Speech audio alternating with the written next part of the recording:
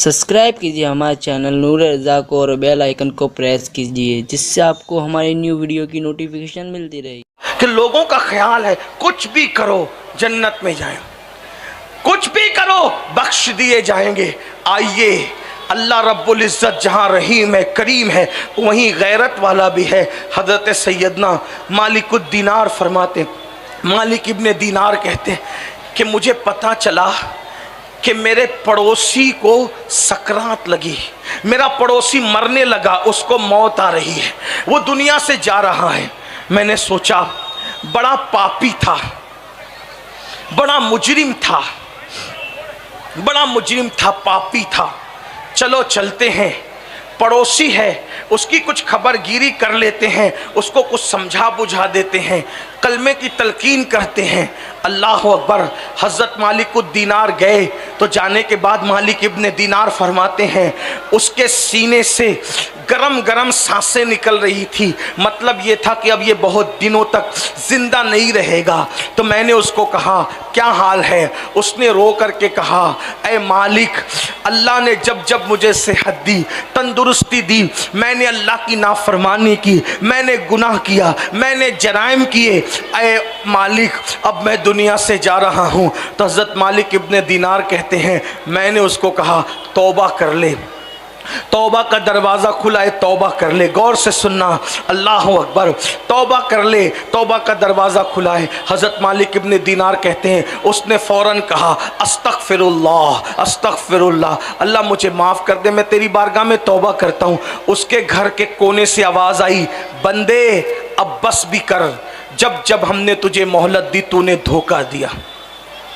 आप गौर फरमाएं, यानी इसका मतलब ये है कि अगर अल्लाह चाहे तो किसी की तौबा को रद्द भी कर सकते, वो कबूल करता है, मायूस मत होना। लेकिन उसकी शान गैरत भी ये है। आप क्या समझते हो, कभी कभी जिस अमल को आदमी सोचते हैं कि इससे कुछ नहीं होगा, मैंने तो मरना ही ईमान पर है, वो भी कुफ्र पर चला जाता है। कभी कभी छोटा अमल जिसको समझ के करता है। हज़रत मालिक इब्ने दीनार खुद फरमाते हैं कि मेरा एक अजीज दोस्त था, बड़ा करीबी था और बड़ा आलिम, बड़ा मुहद्दिस, बड़ा फ़क़ीह था। वो जब मरने लगा तो मैं उसके करीब गया और मैंने उसको कहा अल्लाह के बंदे कलेमा पढ़। तो इतना बड़ा आलिम, उतना बड़ा मुहद्दिस, इतना बड़ा फ़क़ीह, उसने कहा ये मैं कलमा नहीं पढ़ता, ये सब सही नहीं है माज़ल। यानी उसने अलल ऐलान कलमे का इनकार कर दिया, उसने मरते मरते कलमे का इनकार कर दिया। हजरत मालिकुद दीनार कहते हैं मैं डरा, अल्लाह, ये मरते मरते कुफ्र की तरफ चला गया, ये मरते मरते दीन का, इस्लाम का, कलमे का इनकार कर गया। हालांकि फ़ुक़हाए अहनाफ के नज़दीक मसला कुछ और है, मैं उसकी तरफ अभी नहीं जाता, लेकिन मैं उसी को फॉलो करता हूँ। हम हनफी हैं और हनफियत ही के फॉलोवर हैं। लेकिन हज़रत मालिकुद दीनार का अपना मसला कर, उनके अपने नज़रियात आपके सामने बता रहा हूँ। वो कहते हैं मैं रो पड़ा, मैं रोने लगा, या अल्लाह वो काफिर हो गया मरते मरते। और कुछ देर के बाद खबर आई कि वो तो मर गया, यानी कुफ्र पे मरा। फरमाते मैं रात और दिन रोता रहा, परेशान रहा, या अल्लाह, इतना बड़ा नमाजी आदमी, इतना परहेजगार आदमी, इतना पारसा आदमी, इतना मुत्तकी आदमी कुफ्र पे कैसे मरा? तो मैं अल्लाह से दुआ करता था, अल्लाह तू मुझे उसको ख्वाब में दिखा, मुझे ख्वाब में दिखा, मैं पूछूं तो सही वो कुफ्र पे क्यों मरा, वो कुफ्र पे क्यों मरा, वो कुफ्र पे क्यों मरा। मालिकुद दीनार कहते हैं बहुत दुआएं की, बहुत दुआएं की, रातों दिन दुआएं की, पांचों वक्त में दुआएं की। आखिरकार एक रात मैंने क्या देखा कि वही बड़ा नेक, मुत्तकी, परहेजगार जिसको हम समझते थे, बड़ा आबिदो जाहिद था, वो जहन्नम के अंदर है। तारकोल का लिबास उसके बदन पर है, उसके पैरों में जहन्नम की आग की जूतियां हैं, उसके पूरे बदन पर जहन्नमी लिबास है। मैंने उसको देखा तो रो पड़ा, वो भी रो रहा था। मैंने पूछा जालिम, तू तो बड़ा मुत्तकी, बड़ा परहेजगार, बड़ा आबिद व जाहिद कहलाता था, बता तू कुफ्र पे कैसे मरा, तू काफिर होके कैसे मरा? उसने जवाब दिया, ए मालिक, तुम जानते हो मेरी नमाजें कभी नहीं छूटी, रमज़ान शरीफ के रोज़े कभी नहीं छूटे, मेरी तहज्जुद कभी नहीं छूटी, मैं कुरान भी पढ़ता था, मैं मुहद्दिस था, आलिम था, फ़क़ीह था, लेकिन ए मालिक तुम्हें क्या बताऊं कि मुझे एक बीमारी हो गई। गौर से सुनना, इसी पे बात पूरी कर रहा हूं। वो कहता है मुझे एक बीमारी हो गई, मैं तबीबों के पास दौड़ता रहा, हकीमों के पास दौड़ता रहा। तबीबों ने और हकीमों ने कहा तेरी बीमारी का इलाज नहीं है। आखिरकार एक यहूदी हकीम के पास गया तो उसने मुझे कहा कि देख, तेरी बीमारी का इलाज तो मेरे पास नहीं है, अलबत्ता जो तुझे तकलीफ है वो तकलीफ दब जाएगी।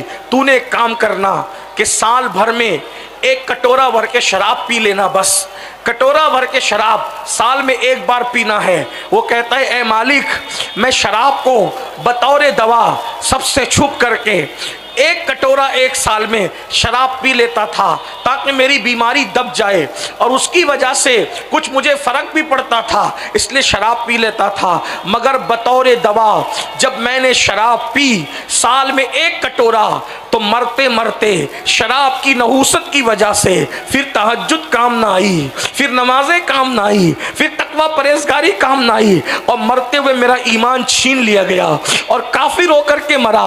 आपसे पूछना चाहता हूं, जो साल में एक मर्तबा दवा के तौर पर शराब का एक कटोरा पी ले, वो मर रहा है तो कुफ्र पे मर रहा है।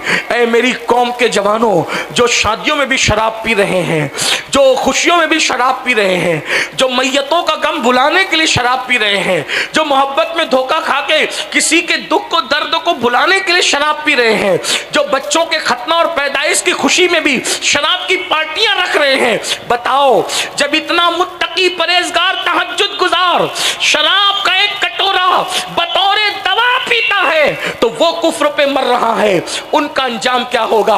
और आजकल तो लोग कहते हैं मौलाना शराब पीना हराम है ना, अगर नशे का इंजेक्शन लगाओ तो क्या है, उस पर कोई बात है, नशे की गोलियां खाओ उस पर क्या बात है, नशे की दवा पियो उस पर क्या बात है, कोई चीज सूंघ के नशा करो उस पर क्या बात है। हमने कहा जालिम, तू अभी इतना होशियार नहीं हुआ, ये ज़बान रिसालत है, ज़बान रिसालत।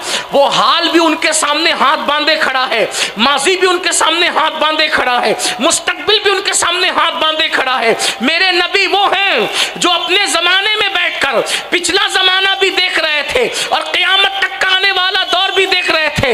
रसूलुल्लाह की एक हदीस तुम्हारे सारे तोहमात पर जो है वो नशेमंद पे बिजली गिरा देती है। आका फरमाते हैं कुल्लो मुस्किरिन हराम, जिससे नशा हो सब हराम, जिससे नशा। अब इंजेक्शन लाओ या क़यामत से पहले और पता नहीं तरक्की करके लोग क्या जाएंगे क्या करेंगे। हुजूर अलैहिस्सलाम के एक जुमले ने क़यामत तक के लिए सबको समेट लिया। कुल्लू मुस्किरिन हराम, हर नशावर चीज हराम है, और जिसको अल्लाह के रसूल ने हराम कह दिया उसको कोई हलाल नहीं कर सकता। मौत के वक्त जबान पे कलेमा नहीं आएगा। और अल्लाह के रसूल अलैहिस्सलाम फरमाते जिसने नशा किया और तौबा से पहले मर गया, जब वो क़यामत के दिन उठेगा या तो उसकी शक्ल सूअर की तरह होगी या तो उसकी शक्ल बंदर की तरह होगी। इसलिए मुसलमानों, आखिरत पे यकीन है तो आखिरत की तैयारी करो, नेक अमल करो। हाँ, अल्लाह की शान ये है, अगर वो नाराज़ रहता है तो फिर तहज्जुद पढ़ने वालों को भी कुफ्र पे मारता है, और अगर वो करम फरमा दे तो कुत्ते को पानी पिलाने पे भी जन्नत मिल जाती है, रास्ते से तकलीफ देने वाली चीज़ हटाने पे भी जन्नत मिल जाती है, किसी को देख के मुस्कुराने से भी जन्नत मिल जाती है, हसन बसरी के हाथ चूमने पर भी जन्नत मिल जाती है, बायजीद बुस्तामी को देखने पे भी जन्नत मिल जाती है, किसी आलिम के नाम पे नाम रखने की बुनियाद पे भी जन्नत मिल जाती है, अगर वो करम फरमा दे तो किसी चिड़िया को दाना खिलाने पे भी जन्नत मिल जाती है। तो फिर हमें क्या करना चाहिए? किसी छोटे गुनाह को छोटा समझकर करना नहीं चाहिए, इसलिए कि बड़े बड़े पहाड़ों से ठोकर नहीं लगती, छोटे पत्थरों ही से ठोकर लगा करती है।